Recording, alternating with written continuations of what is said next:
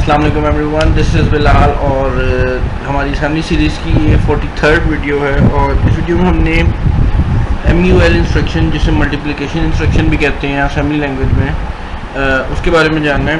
और इससे पहले मैं आपको बताता चलूँ कि इसकी 3 टाइप्स हैं। बेसिकली टाइप्स नहीं है, उसकी रीज़न ये है कि ये 8 बिट्स पे वर्क करती है और डिफरेंट रिजल्ट जनरेट करती है।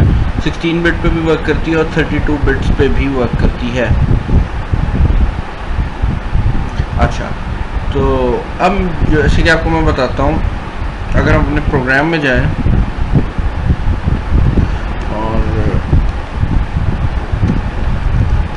इसको मैं रेडी कर लूँ, 1 मिनट।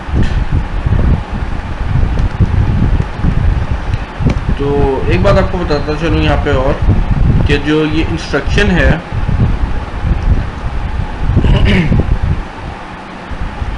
अगर तो हमारा जो मल्टीप्लिकेंट है, यानी कि जिस नंबर से मल्टीप्लाई होना है वो नंबर, अगर तो हमारा AL है और जो हम मल्टीप्लाई कर रहे हैं वो चीज़ 8 बिट की है, तो होगा क्या कि जो उसका रिज़ल्ट होगा वो AX के अंदर स्टोर होगा। उसकी रीज़न ये है कि अगर आप दो नंबर जो कि 8 बिट्स के हैं उनको मल्टीप्लाई करते हैं तो हो सकता है कि जो उनका आंसर आए, क्योंकि ऑब्वियसली बात है मल्टीप्लिकेशन के बाद उनका आंसर उनसे बड़ा हो जाएगा। तो अगर आप दो 8 बिट नंबर्स को मल्टीप्लाई करते हैं तो जो उनका आंसर होगा वो हो सकता है कि AX रजिस्टर के अंदर स्टोर हो। इसी तरह अगर आप दो 16 बिट नंबर्स को मल्टीप्लाई करते हैं, यानी AX के अंदर मल्टीप्लिकेंट रख के एक रजिस्टर या मेमोरी लोकेशन में वैल्यू पास करते हैं 16 बिट की और उसे मल्टीप्लाई करते हैं, तो हो सकता है कि जो रिज़ल्ट हो उस 16 की जगह 32 बिट्स में आंसर आए। तो उसका तरीका असेंबली लैंग्वेज ने ये निकाला है कि जो रिज़ल्ट होगा वो दो डिफरेंट रजिस्टर्स के अंदर स्टोर होगा, DX और AX। स्टार्टिंग वाला जो पोर्शन होगा वो DX के अंदर आ जाएगा और बाकी हिस्सा जो होगा वो AX के अंदर आ जाएगा। अगर आप 32 बिट यूज़ कर रहे होंगे तो EAX का जो रिज़ल्ट होगा, अगर वो 32 बिट से मल्टीप्लाई होगा तो उसका रिज़ल्ट होगा वो EDX और EAX के अंदर स्टोर होगा। अच्छा, अब आपको मैं एक सिंपल सी एग्जांपल सबसे पहले करके दिखाता हूँ और उसके बाद हम एक कॉम्प्लिकेटेड एग्जांपल करेंगे। Move AL 5H, move BL 2H। अच्छा, अब मैं चाहता हूँ कि मैं इन दोनों नंबर्स को मल्टीप्लाई करूँ, तो मैं टाइप करूँगा मल्टीप्लाई BL। होगा क्या कि ये ऑटोमेटिकली जो नंबर आपने यहाँ इंस्ट्रक्शन के बाद दिया होगा उसको चेक करेगा कि ये 8 बिट का नंबर है BL जो है, तो ऑटोमेटिकली AL रजिस्टर को उठाएगा, इसे मल्टीप्लाई करेगा और जैसे कि हमने अपनी स्लाइड में भी देखा, रिज़ल्ट जो स्टोर होगा वो AX रजिस्टर के अंदर स्टोर कर देगा। तो अब मैं इसको सिंपली एग्जीक्यूट करके देखता हूँ कि रिज़ल्ट क्या आता है। सिंगल स्टेप करते हैं। 5H AL में 5H चला गया, BL में 2H चला गया। जब BL AL मल्टीप्लाई हुए तो AL की वैल्यू हो गई 0AH। तो उसकी रीज़न ये हो सकता था कि जो रिज़ल्ट है, अभी तो यहाँ पे आप देख रहे हैं कि 0A रिज़ल्ट आया है, लेकिन हो सकता था कि बड़े नंबर होते हैं जो मल्टीप्लाई हो रहे होते AL और BL, उनका जो रिज़ल्ट होता वो इस AH के अंदर भी आ रहा होता, यानी कि पूरा AX यूटिलाइज हो रहा होता। अब अगर मैं एक कॉम्प्लिकेटेड एग्जांपल करूं, तो मैंने नेट से एक एग्जांपल ली थी, 2000H मल्टीप्लाई बाय 100H। तो देख लेते हैं इनको भी। मैं सबसे पहले तो मूव करूंगा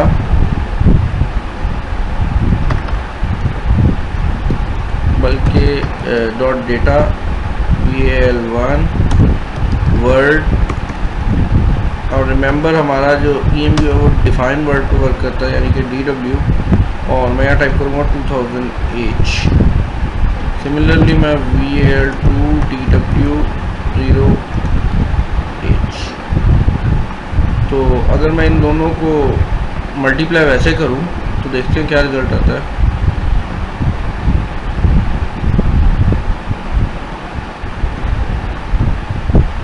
अगर मल्टीप्लाई करें तो 2000 16 बिट में से कन्वर्ट कर रहा हूँ मैं, क्योंकि उसकी रीज़न ये है कि 2000 जो है वो 8 बिट में पूरा नहीं हो सकता। तो डेसिमल में ये बनता है 8192, और 100 जो है, अगर हम 100 को देखें तो वो बनता है 256। तो अगर मैं कैलकुलेटर आपके सामने यहाँ शो करूँ और 2 156 मल्टीप्लाई बाय 8192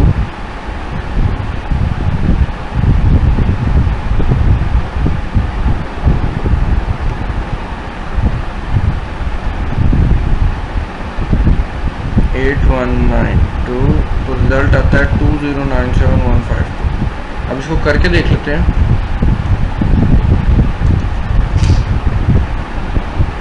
मैं कोड सेक्शन में जा रहा हूँ अपने, और यहाँ मैं टाइप करूँगा move AX VAL1 move BX VAL2, और रिमेंबर BX को वैल्यू ना भी दूँ मैं डायरेक्टली, बल्कि इसको नहीं देते ताकि आपको यूज़ ना करे ये चीज़ VAL2। तो अब होगा क्या कि जो चीज़ है वो हमारा बेसिकली VAL1 जो है, जो इसके अंदर 2000 है, वो मल्टीप्लाई होगा VAL2 के साथ जिसके अंदर 100 है, और जो रिज़ल्ट होगा वो स्टोर होगा DX और AX के कम्बिनेशन के अंदर। अच्छा, यहाँ पे एक बात आपको और बता दूँ कि जैसे आपने पीछे एग्जांपल में भी देखा कि हमारा AX रजिस्टर था जो कि यूटिलाइज होना था मल्टीप्लिकेशन में, लेकिन आंसर हमारा AL रजिस्टर के अंदर ही पूरा आ गया। तो इस चीज़ को चेक करने के लिए कि बाकी दूसरा रजिस्टर यूज़ हुआ है कि नहीं हुआ, अदर पार्ट यूज़ हुआ है कि नहीं हुआ, उसका तरीका ये है कि जो कैरी फ्लैग है अगर तो वो 1 सेट है, यानी कि अगर उसकी वैल्यू 1 हो गई है तो इसका मतलब ये है कि ये दोनों रजिस्टर यूज़ हुए हैं, यानी DX और AX दोनों इस्तेमाल हो रहे हैं, रिज़ल्ट बड़ा है। और अगर कैरी फ्लैग की वैल्यू 0 होती है तो इसका मतलब ये है कि जो रिज़ल्ट है वो बेसिकली 4 डिजिट्स के ऊपर ही कॉम्प्रोमाइज़ करता है, और उसकी रीज़न ये है कि वो 16 बिट का रिज़ल्ट होगा और सिर्फ AX के अंदर पूरा आएगा, DX की वैल्यू हम नहीं देख रहे होंगे कि क्या आई है। तो एमुलेट करते हैं, सिंगल स्टेप करता हूँ। AX में आप देखें कि 2000 मूव हो गया, और VAL को जब हम मल्टीप्लाई किया तो आप देखें कि DX जो है उसकी वैल्यू 20 हो गई है 0020, और AX की वैल्यू 0 हो गई है। तो अब हम अगर इसको वैसे देखें तो हमें रिजल्ट समझ नहीं आएगी, लेकिन अब हमने जैसे मैंने आपको पहले बताया कि फ्लैग्स को चेक करेंगे, हमारा कैरी फ्लैग सेट है। इसका मतलब ये है कि जो हमारा एक्चुअल रिजल्ट है वो